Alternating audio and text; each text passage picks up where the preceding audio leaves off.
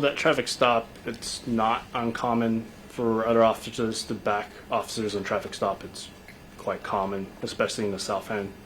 I think by the time we got there, I had stopped the car because I was driving that night.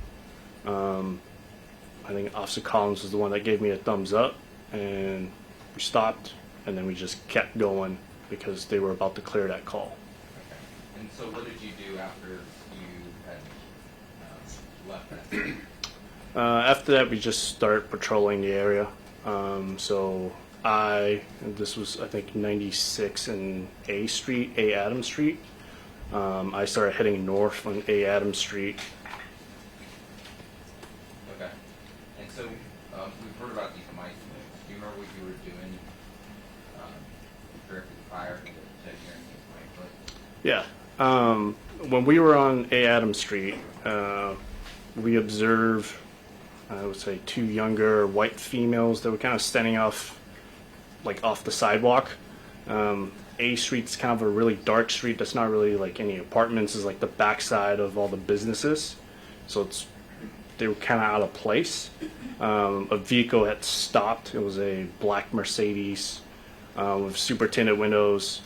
The girls just kind of jumped in the car really quickly, and the car took off. So we just started following the car before the mic click started. Okay.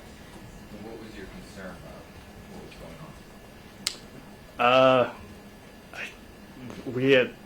on? Besides the car just speeding off on A Street, we were wondering what was going on. I mean, the two females weren't really dressed. It was for the weather. I think it was like 40 degrees out and windy, and they weren't wearing jackets or pants or anything of that sort. So we were trying to figure out what was going on. And then is it at that time that you hear these mic clicks? I think we followed it for like maybe half a block before we started hearing mic clicks. Okay. Tell us about what you remember about first hearing these mic clicks. So I think it's been told before that like a mic click is not uncommon. It's like we call it an accidental mic click. Like someone accidentally hits our hand mics has like a button on it, and you actually like bump it or you hit it, and it'll go off. So the first one, usually we kind of disregard it because I think Officer Ford said someone would come on the air and say accidental or something of that sorts. But this night, the mic clicks kept going. 3, 4, and then dispatch said Henry 317, which is Officer Burbank and Officer Collins' call sign. We just had backed them up on a traffic stop. And there was no response. So at this time, I think it was maybe going like 5-10 miles per hour. I was going pretty slow just because we're trying to listen to what's going on. I turned up the car radio. We also have our headset, our earpiece from our radio in our head so we can hear all of it. The mic clicks just kept going. I think we were up to like 5 or 6 mic clicks before dispatch also asked another time, Henry 317, do you have traffic?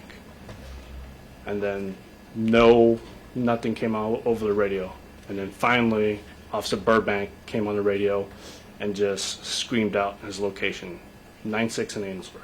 Have you ever heard Officer Burbank giving out a location like that before? I have not. And have you ever heard, have you been working with Burbank and Collins? I have. Okay. You guys had been working the graveyard. Yes. Have you ever heard multiple mic clicks from them like that? No. I've never heard any mic clicks like that.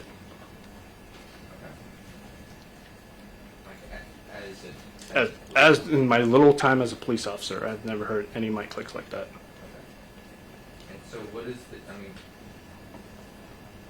going through your mind at that point when you're hearing that? I think Officer Ford and I think we both, we knew it was a physical altercation just because of the frequency of the mic clicks, how many mic clicks. To me, as a new officer, it signified someone was trying to go for their hand mic to call something out, but they are unable to. So Officer Ford and I think we thought the worst. We thought, yeah. So what's your reaction? I think at this point in time I was at South 84th Street in like McKinley.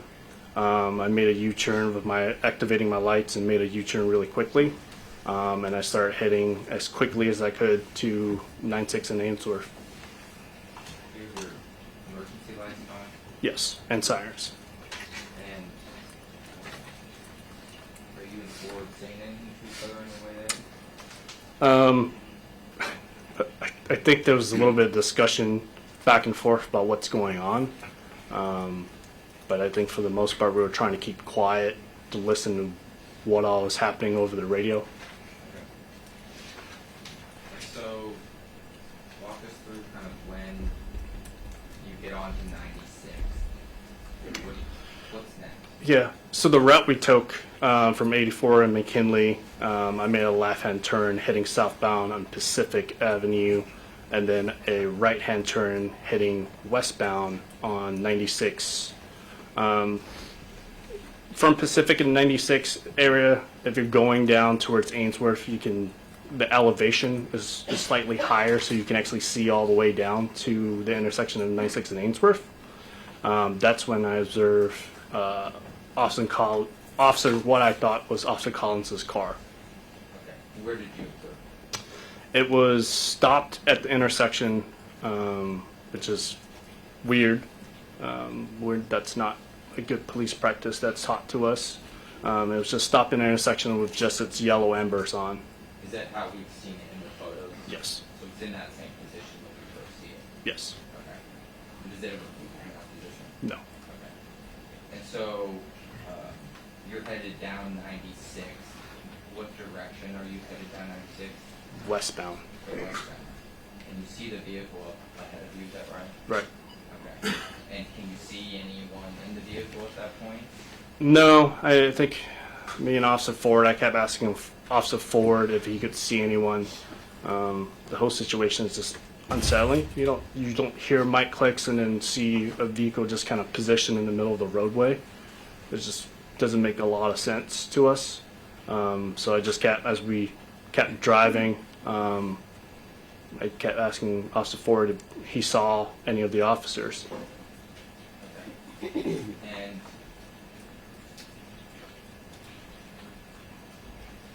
at one point were you able to see anyone? I think I'm guesstimating 3 or 4 blocks or so, but I had moved basically closer, like moved my car over closer to the curb. So we both kind of had a line of sight just past the patrol vehicle, and then I saw 3 subjects that were 10, 15 feet in front of the patrol vehicle that stopped at the intersection. Okay. And could you make out who was who or what positioning? I could not at that time. Okay. And so, what do you guys do?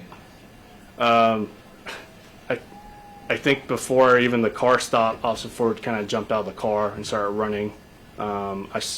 Stopped the car as quickly as I could, called out on the radio, my car radio, that I was with Henry 317, and then I took off running after Officer Ford. Okay. And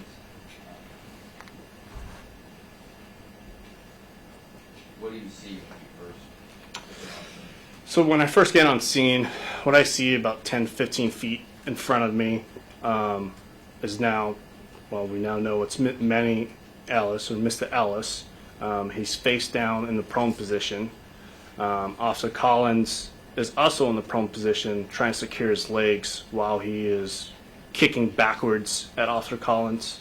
I describe it as violent, but and then Officer Burbank is kind of over his like hips, butt area, with his hands kind of pressing down on Mr. Ellis's back.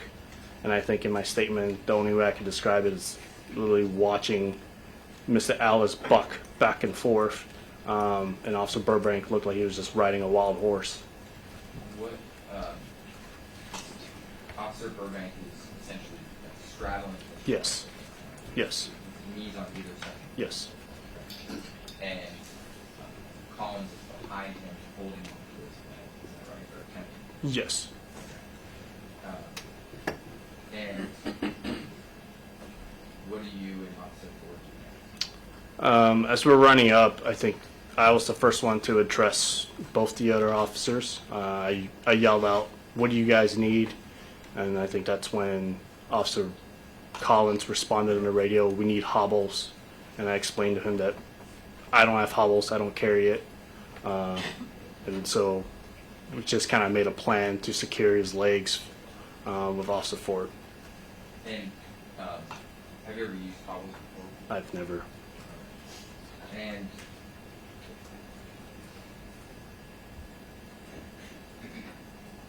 where's Officer Ford, if you know? I think he was maybe a couple paces in front of me, but I caught up to him pretty quick. So What's he starting to do? I think at this point in time, Officer Collins transitioned to his left leg, and I helped hold Mr. Ellis's right leg so that Officer Ford could also get down in a prone position and secure his right leg. Okay. And where are you at this point in the relation? I'm still behind Mr. Ellis, like by his legs. Okay. And we're talking about this now, but how quickly are these things? Fast. Okay. And what, if anything, was kind of unsettling about seeing Officer Collins and Officer Burbank? Well, Starting with Mr. Ellis. one, Officer Burbank is, he was my training officer. So, like Ford said, both of them are like the go-to two-man car in the South End. Everyone wanted to be like that. And so when me and Ford partner up, we tried to mimic ourselves as best we could to them because it was, Officer Ford said it correctly. There was nothing they couldn't do. They handled every single call very well. They were very professional. It just dawned on me when Officer Collins was testifying. I've never heard Officer Burbank actually curse, which I think is quite remarkable. I know Officer Burbank and Collins, we connected on the military front just because we all were in the military. We all did very similar jobs. So that's something we definitely connected on. I know, Officer Burbank has told me when he was in the military, all the stuff he did, and he was put in for the Bronze Star of Valor. That's not something. Hearsay and relevance. An objection comes pretty late. I'll let the answer continue, but let's move on to a new question. Understood.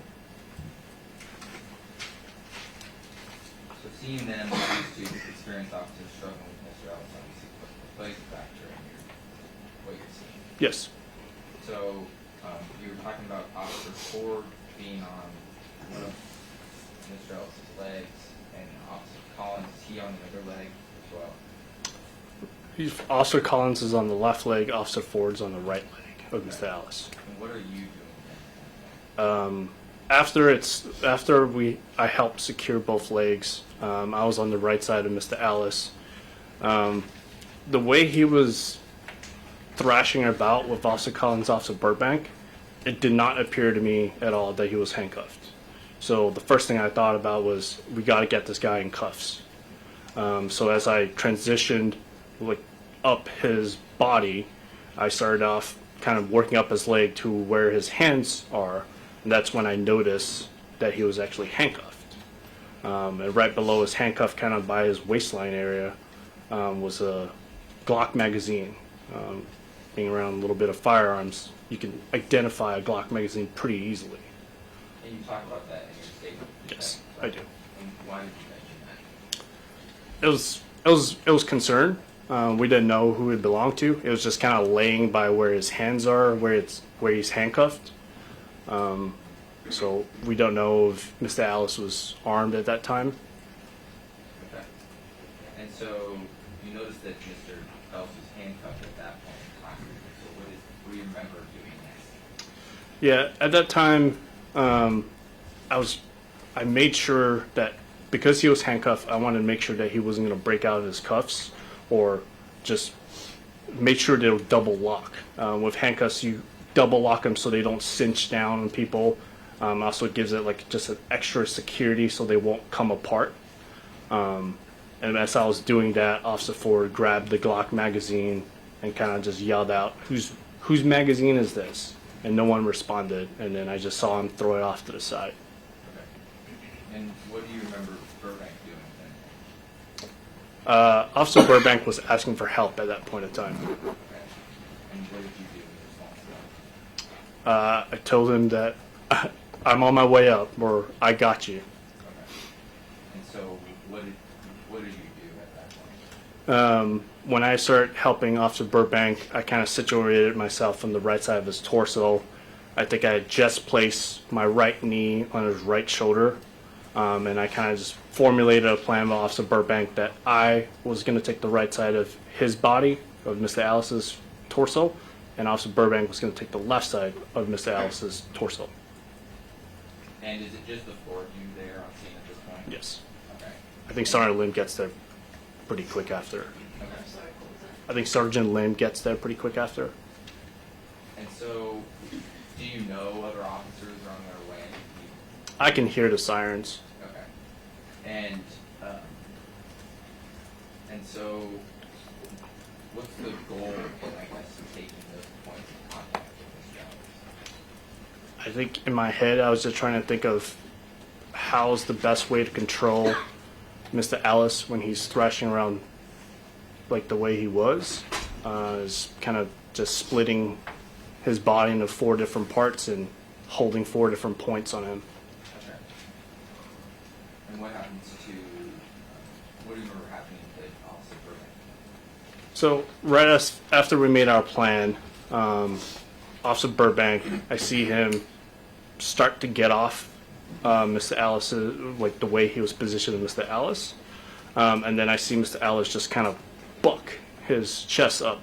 And then the next thing I see is Officer Burbank goes tumbling into the street, like just right on the front left side of Mr. Ellis.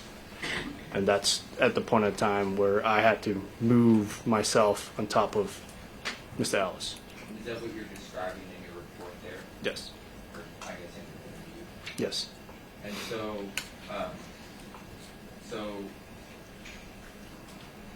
tell us about kind of your positioning at that point. So when I just watch Officer Burbank get bucked off, the only thing I think in my statement I say, I just jumped on top of him and placed both my knees basically center line of his back. So on his spine, my left knee on his lower back, my right knee in between his shoulder blade. I think I was more specific about it in my statement, saying it was like his spine, base of his neck area. And I also describe it as moving all my weight, but I don't think you can move all your weight with multiple points of contact on the ground. And what, what's your concern about Officer Burbank getting bucked off? Just how strong Mr. Ellis was to just simply kind of jerk his chest off the ground and buck an officer off of him. Did you think that Mr. Ellis was going to get up? There was a fear that he was going to get up.